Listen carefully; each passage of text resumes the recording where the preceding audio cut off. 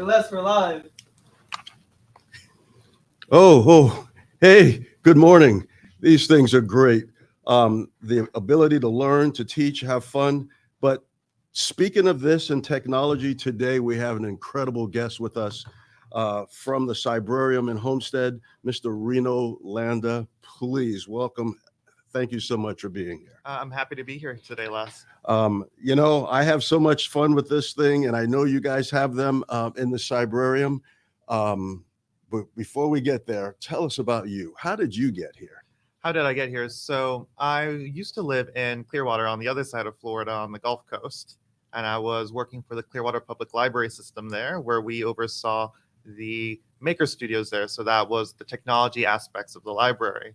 So a lot of people don't know this, but libraries are really moving towards technology and really pushing what can be innovative to kind of bring people back. Because a lot of people still have this old idea of libraries as dusty, kind of forgotten. There's a librarian with like a bun and like she like shushes you. But really, libraries are much more community centers. And so that was my role in Clearwater. And that's what got me interested here in Homestead Cybrarium, where they were really trying to push the boundaries of what a library is. Okay.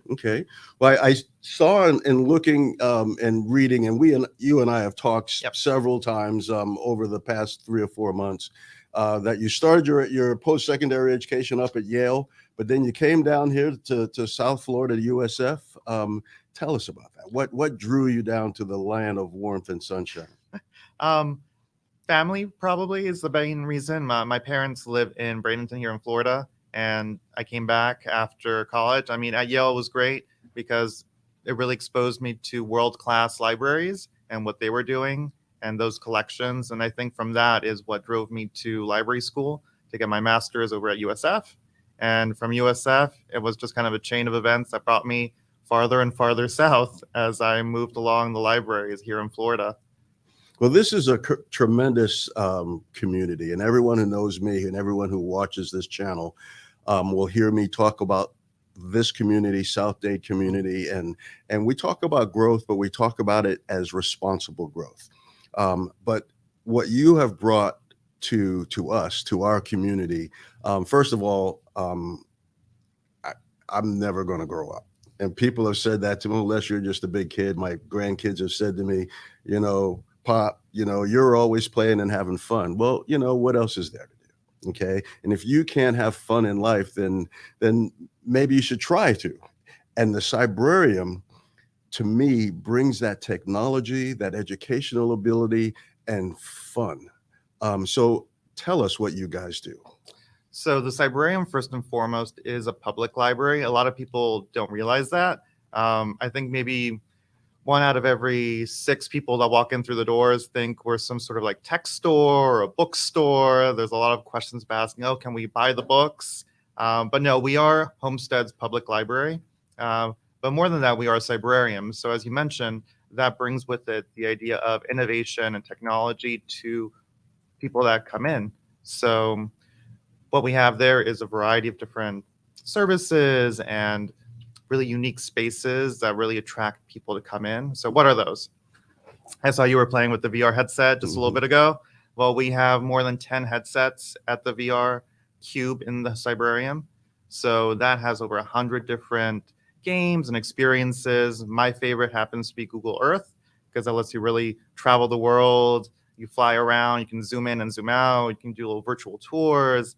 I studied international studies, so going to these other places and seeing things is a nice way to travel for free and really see that. But more than that, we have really a space that when you walk in, we want you to say, wow. We want you to be impressed. We want you to feel like you're going somewhere special, because that's what a library is. It's something special. There's nowhere else in the world like a library. There's nowhere else where you can get free things. You can't just can't walk into like a Barnes & Noble and walk away with a book. Security's going to stop you if they're doing anything.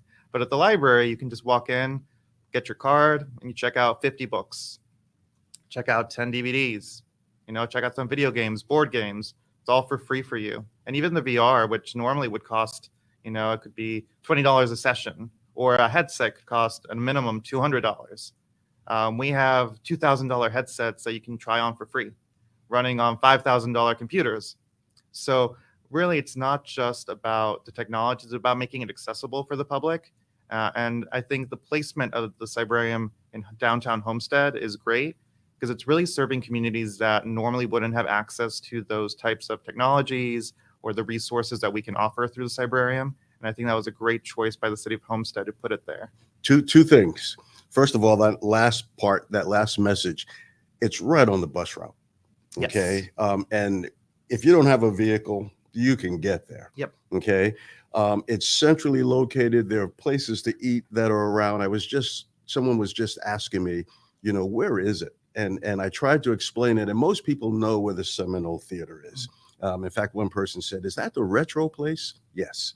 Okay. Well, if you were standing across from the Seminole Theater and you looked at 10 o'clock, you would see the Homestead Station. So that's where the bowling alley is and the movie theater and AT&T cell phone service. Well, if you go around to the important side of that building, that's where the Cybrarium is. Okay. And when you walk in, the services, first of all, checking out stuff. Okay.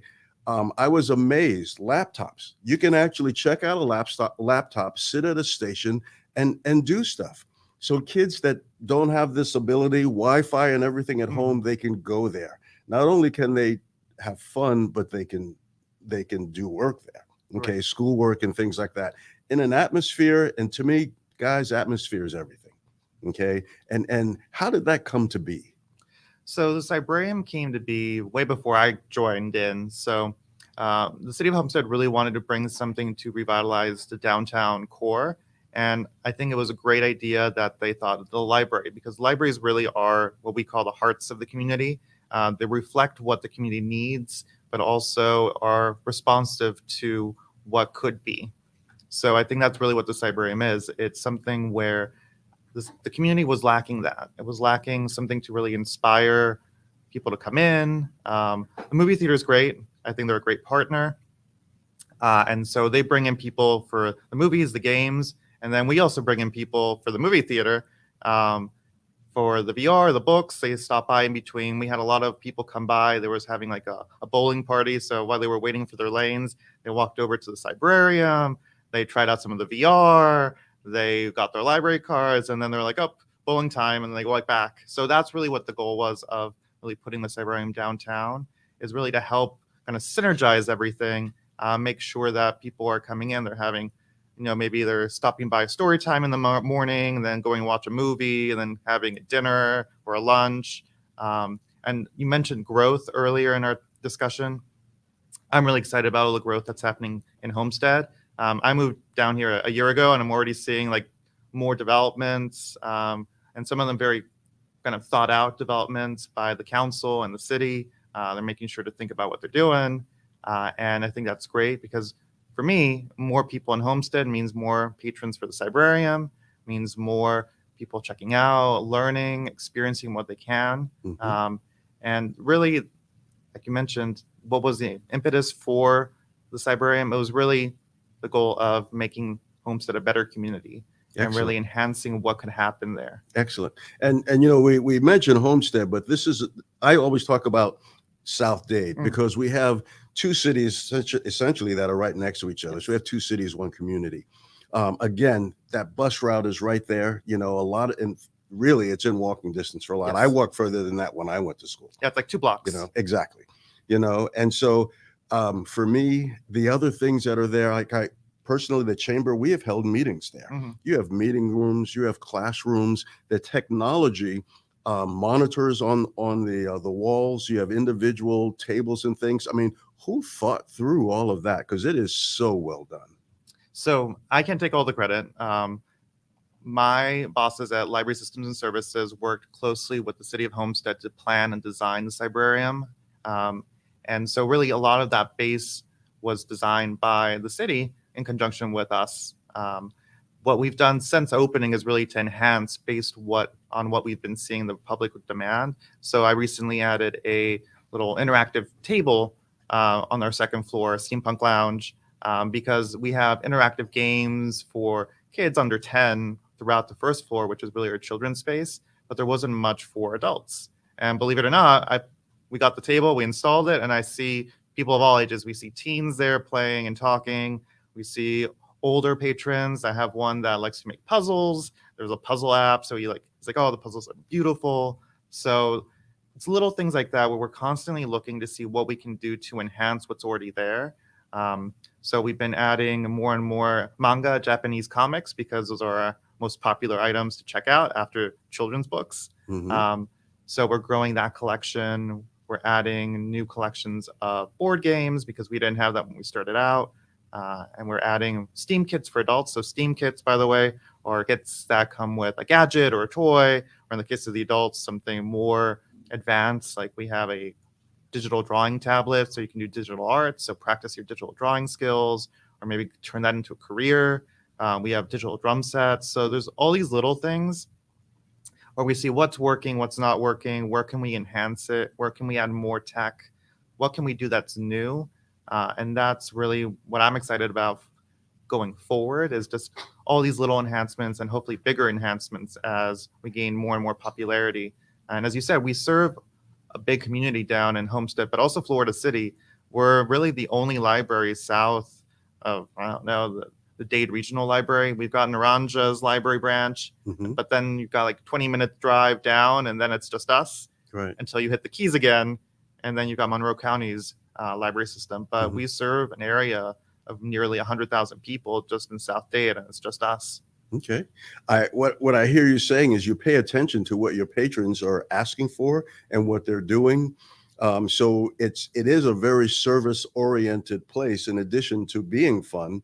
So the reality of it is, if you go there and you use it, okay, you guys pay attention.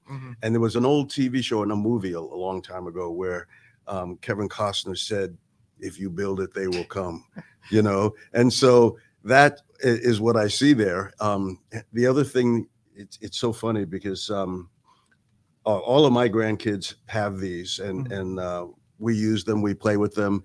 We use them for educational toys. One of my grandsons put this on, and he later said, I know, 4 years old, by the way, I know dinosaurs are real because I saw them on Verbal Reality.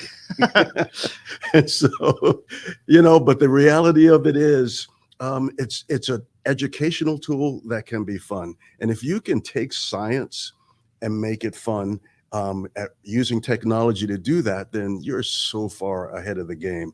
That place is 2 stories of really a good time. There are little cubbies that you can be private in. There are rooms that you can close yourself in. There are workshops. And even the design, I've often wondered, because I see kind of Jules Verne in that. Yes. You know, so I'm not sure who did that. So that was done by ML3 Media. It was a contractor for the city of Homestead. And really that design you're talking about, there's the Steampunk Lounge on the 2nd floor, which is where our teen and adult space is. And one of the reasons they chose that is, like you mentioned, it's very Jules Verne. And it really links together the classic ideas of libraries. So literature, so that's kind of like the Jules Verne, Time Machine, 20,000 Leagues Under the Sea, all that, with the technology of the future, because that was what those authors were looking at. They were looking towards the future and what could be. And so when they were designing the Cybrarium of what a library could be, that was kind of the tie-in. I love it because it's, one, very neat to look at. It's a very warm space. A lot of people go through and say there's a lot of what we might call upcycled lamps. So it's very fun. It's using old materials from a variety of different sources, machine parts, car engines. There's an old check signing machine, which I find hilarious. And really, it's one of the warmer spaces because it's really inviting. You come in, you sit down. Like you said, we have those study pods that have power, and people sit there sometimes all day, either studying or they're watching videos on one of the laptops. But most of them, people just kind of go in, pick up books, sit down, kind of chill out. We have areas around Book Mountain, which you haven't mentioned yet, but is a gigantic structure in the center of the library that has some interactive screens, very cool sculpture. And all around it are little study or resting nooks where you can read, and we see parents there reading, having a good time with their kids, or teens just chilling out, talking. So there's a little bit of space everywhere in the Cybrarium for all people of all ages. I have to say two things again. I have seen parents in there with their kids, and it's heartwarming, because even though in my day and age you required an imagination. Okay, I'm an Imagineer. I grew up in the age of Disney from the beginning. And so we learned to use our imagination. We have moved away from that as technology has brought that imagination to us, but there's still no short of that, in the Cybrarium. And to see parents there with their kids and they're looking at videos and monitors was heartwarming. The other thing that I did notice, and you mentioned them, were the little nooks that were there. I was there a couple of hours. I had a meeting, and I saw a kid check out a laptop and get into one of those nooks, put his headphones on, and so the whole 2 hours I was there, when I came out, he was still there, so there's that warm, small enclosure feeling where you can feel protected and essentially have fun, watch a video, just do what you need to do using the technology and the space that you provided. Well, one thing you mentioned is that feeling of feeling safe. A lot of people don't realize that libraries try to be, like I mentioned earlier, really the hearts of the community. And so, for example, that kid, one thing a lot of people don't think about is the fact that, they might not have space at home to really chill out and be on their own. So coming to the Cybrarium or to a library, it gives them that space where they can kind of discover themselves, kind of be alone, not have to deal with like parents and siblings. So that's another aspect of the Cybrarium and libraries that is often forgotten. It's just the fact that it's a space where you can come in, you can meet your friends, you can learn something. We have activities almost every day, at least we try, for all ages. So it could be an art class for seniors or teens. We had a really fun program where the teens drew anime characters on acrylic sheets to kind of like make like faux stained glass. That was a packed class. We recently did a crochet class that was a mix of adults and teens. And we have weekly classes for kids. So story times, we have a giant group of moms and dads that come in on Fridays. It's like almost 50 people that just come in for like baby time and story time. So that's a nice way of them building friendships and networks where like, that they don't really get much of a chance to meet other young parents, Right. But they come to the Cybrarium, they have story time and they can chat, catch up, share tips about parenting. So there's a little bit of everything at the Cybrarium for people. And so that stage is there. So I envision and imagine that. One of the things that we haven't said, and if we did, we kind of glossed over it really quickly, it's free. And that's amazing.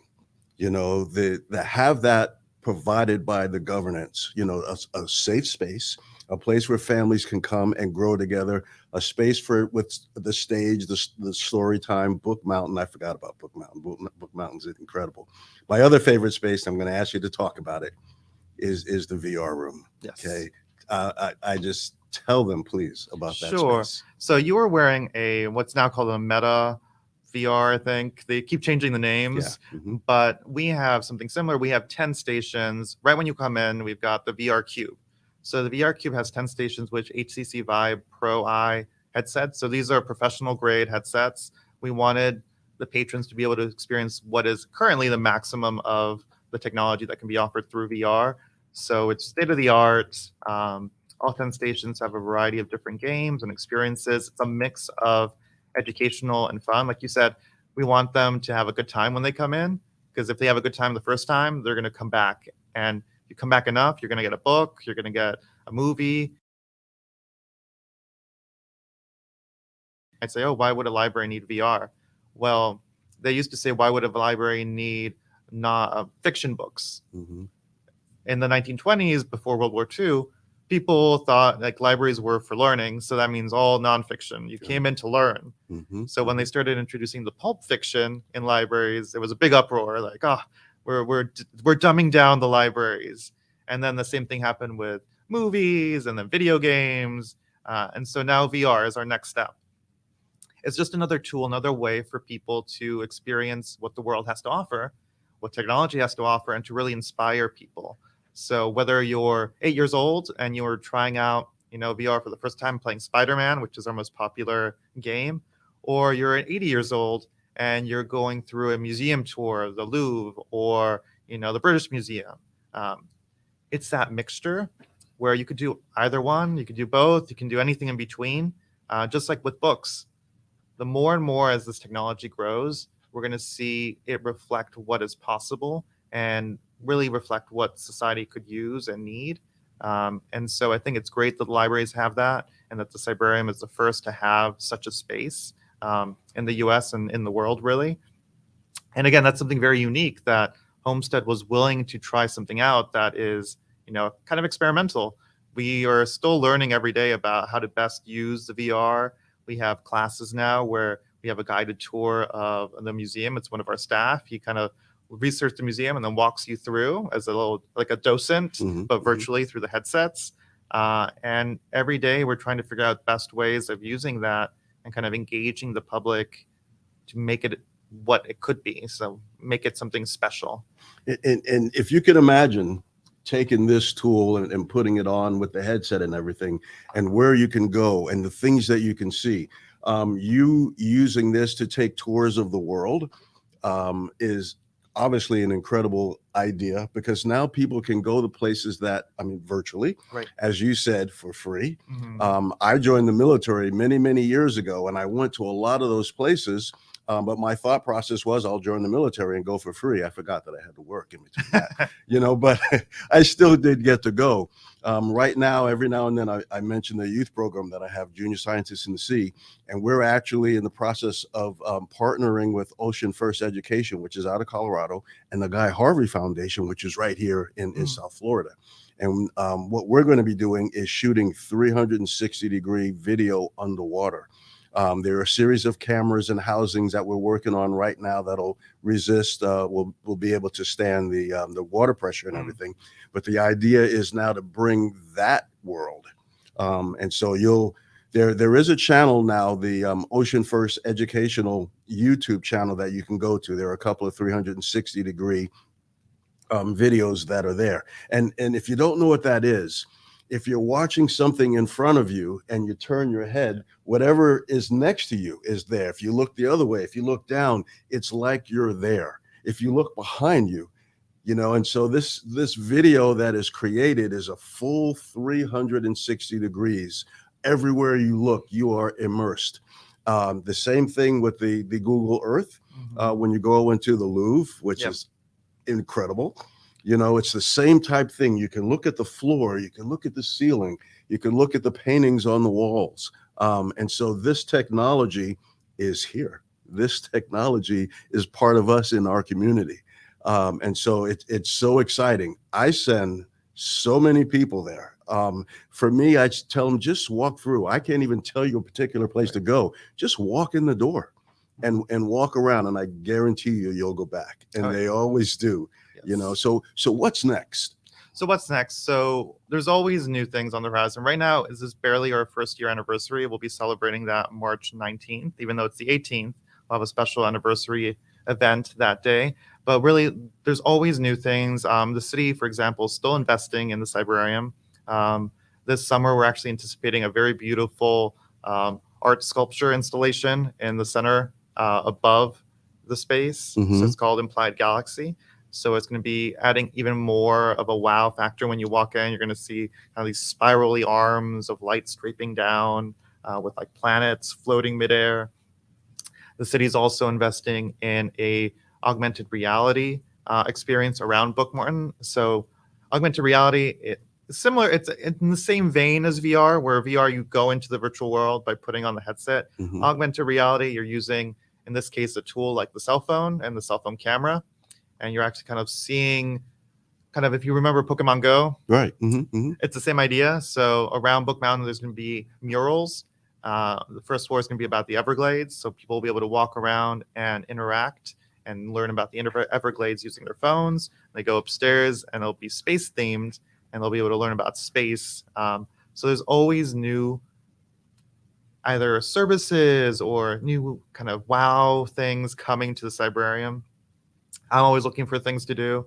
So we recently figured out how to create a touch screen from just an LCD TV. Wow, wow. So now we've got one running an exhibit. So that cuts our costs way down because a touch panel is expensive.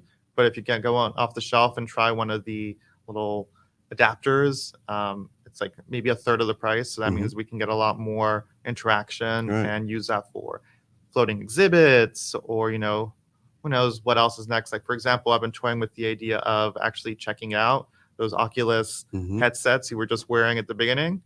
So that way more people can take the VR experience home. Because that's one of the key factors of libraries is you come in, but we also want you to leave with things. And it's all for free.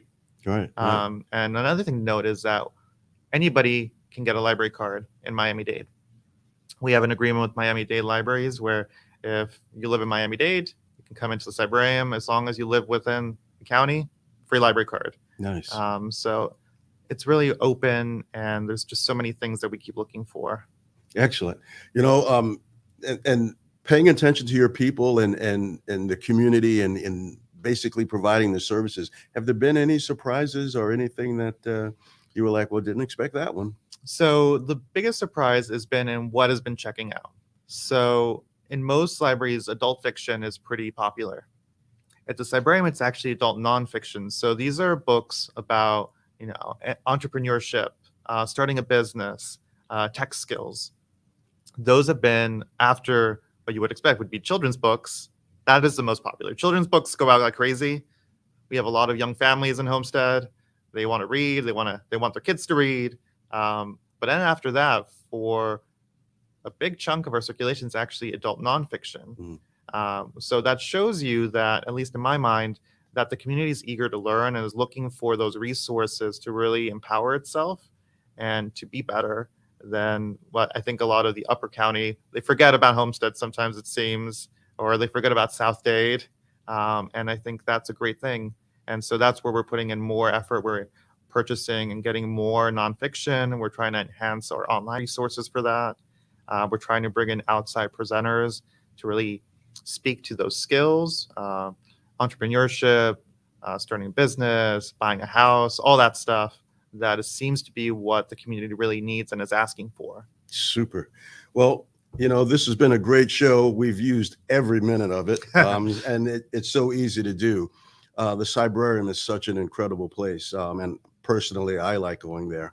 As far as the chamber is, you know, keep an eye on and an ear out for what we're doing. We're going to be doing more things at the Cybrarium. What I would say to everybody who's watching this broadcast, come into the Cybrarium. I guarantee you'll be surprised, and maybe bring a surprise to Reno. So, you know, ask for things, check things out. You know, let's grow this as a community.